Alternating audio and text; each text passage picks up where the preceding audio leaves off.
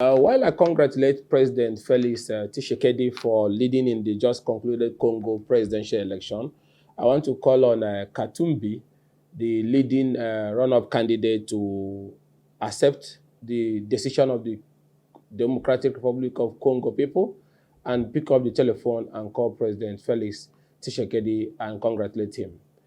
As a member of the Federal House of Representatives, the Nigerian federal lawmaking body, I want to use this opportunity to not just only congratulate President Felix Tshisekedi for a landslide lead, scoring over 81 point something percent of the vote cast, having scored over 1.5 million of the vote cast.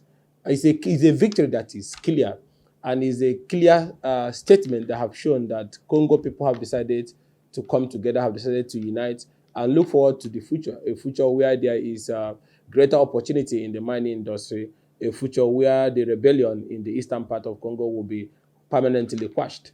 And this election, we have followed it and monitored it from beginning, from distribution of material to sensitization and mobilization of over 44 million registered Democratic Republic of Congo voters. And I can tell you with a high level of certainty that this election, though challenging, but produced a result that is a reflection of the decision that the people of Congo have made.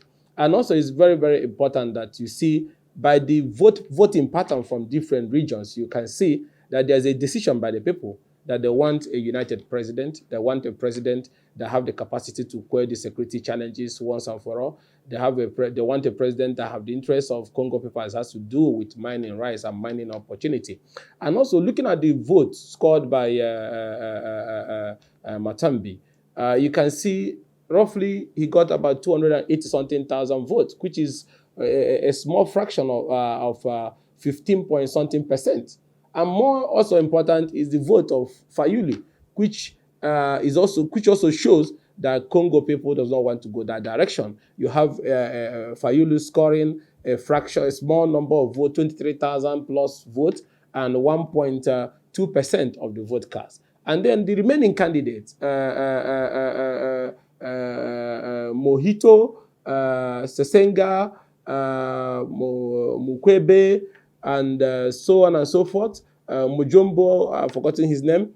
All we are, shuttling between 0.10% to 0.20% of the vote cast. Some 2,000 votes, some 3,000 votes, some 4,000 votes. That have shown that a greater majority of Congolese people, 82 or thereabout percent, decided to vote for President Felix Tshisekedi. So what I'm trying to say in effect is that the call for cancellation of the election is baseless and unwarranted.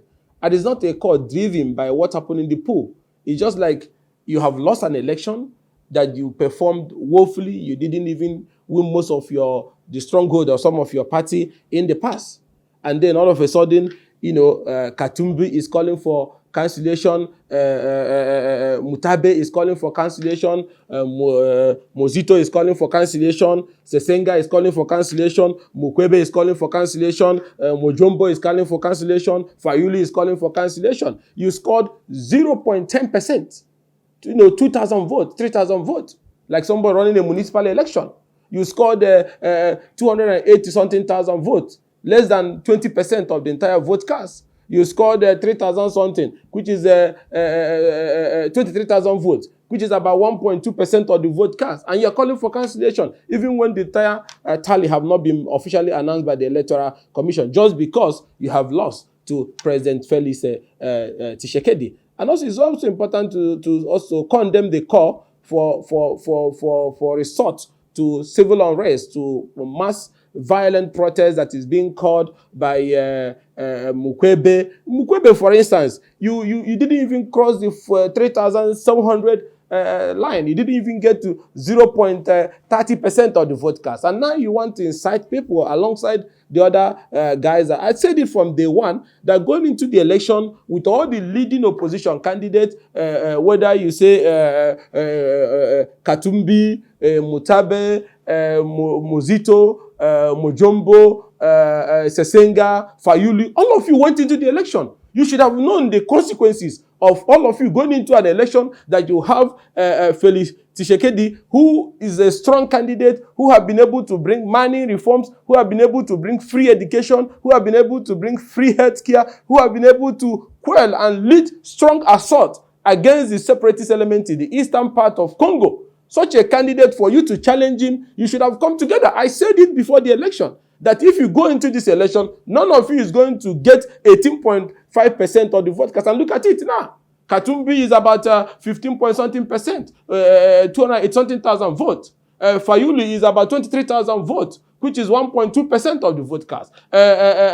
Mutimbi, Mozito, Mojombo, Sesenga, and Fayulu, and so on and so, could not even cross 0.10, 0.20% of the vote cast. 3,000, 4,000 votes. Why do you want to, lay the groundwork for Congo to slide into a state of anarchy and crisis? This is a country that is coming from ethnic, strife. This is a country that is coming for, separatist division. This is a country that is coming for unrest sponsored by international, elements that have mineral mining interests. And then since the coming of President Felix Tshekedi, which was like a unity candidate, coming at a time that the country was at the tip of sliding into a state of anarchy, and then Tshekedi was able to unite the country, bring the country together, reform the mining industry, and there's greater participation and local content and involvement in the mining industry, and Congolese are beginning to get back to the life they are used to, the life that have been denied over the years. And all of a sudden, because the results have come in and have shown that you could not, all of you put together could not even cross the 20% of the vote cast, and then you are asking and calling people to troop out to the street to start destroying things. Let me use this opportunity to call on the people of Congo. Do not listen to our brothers who are resorting to crisis and rebellion as a way of settling an election that was clearly against them in terms of their, not being ready for the election.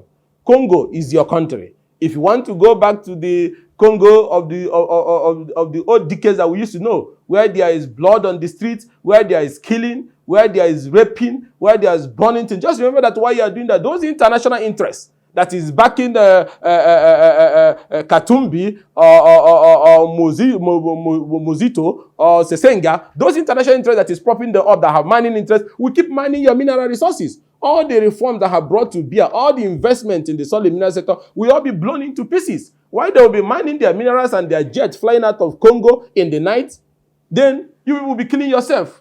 No water, no road. And the separatist element will overrun the greater part of Congo. So if you don't want to see a Congo of blood any longer, if you don't want to see a Congo where mothers cannot see their children come back home when they leave, then you all have to come together as people of Democratic Republic of Congo and tell Fayulu and Mutambi and Katumbi and Mozito and Mojombo and Sesenga and Fayulu that accept defeat. Like I have said, I said this and I predicted it. All the way from here in Nigeria, we had observers that are there monitoring this election. The reports showed clearly even before the election that with the participation of over 10 leading opposition candidates in the election, there is no way you are going to dislodge President Felix Tshekedi. And that is why I'm saying, I'm calling on Katumbi, my elder brother, to pick up the phone. I'm calling you not just as a federal lawmaker in Nigeria, I'm also calling you as a Democrat, as one that has been in the vanguard for an open, participatory, and transparent democratic process, and that have seen it all in democratic struggle, to pick up the phone and call President Felix Tshekedi and congratulate him for having a landslide victory with over 81% of the vote cast, and unite the people of Congo. And I will call on Felix Tshekedi, the president, to be, how will I put it, to be open and accommodating in victory, to find a way to unite everybody, especially those who have the interests of Congo at heart. Let's bring everybody together. But I will not want a repeat of the kind of unity government we have in the past that was aimed at sabotaging the great effort of the Felix administration at the beginning point. But let everybody that is committed to a united Congo, to a prosperous Congo, to a Congo that is, secured from activities of divisive and armed elements, to come together and bring everybody on board and let's move Congo to the next level. The election is over. We are waiting for the Electoral Commission to issue the official recognition to the winner. But while we are waiting for that, the call for cancellation is uncalled for. We don't accept that. We don't agree to that. It's an invitation to anarchy. Likewise, the call for people to troop to the streets in violent protest, that would be treason. That would be an act capable of undermining the state.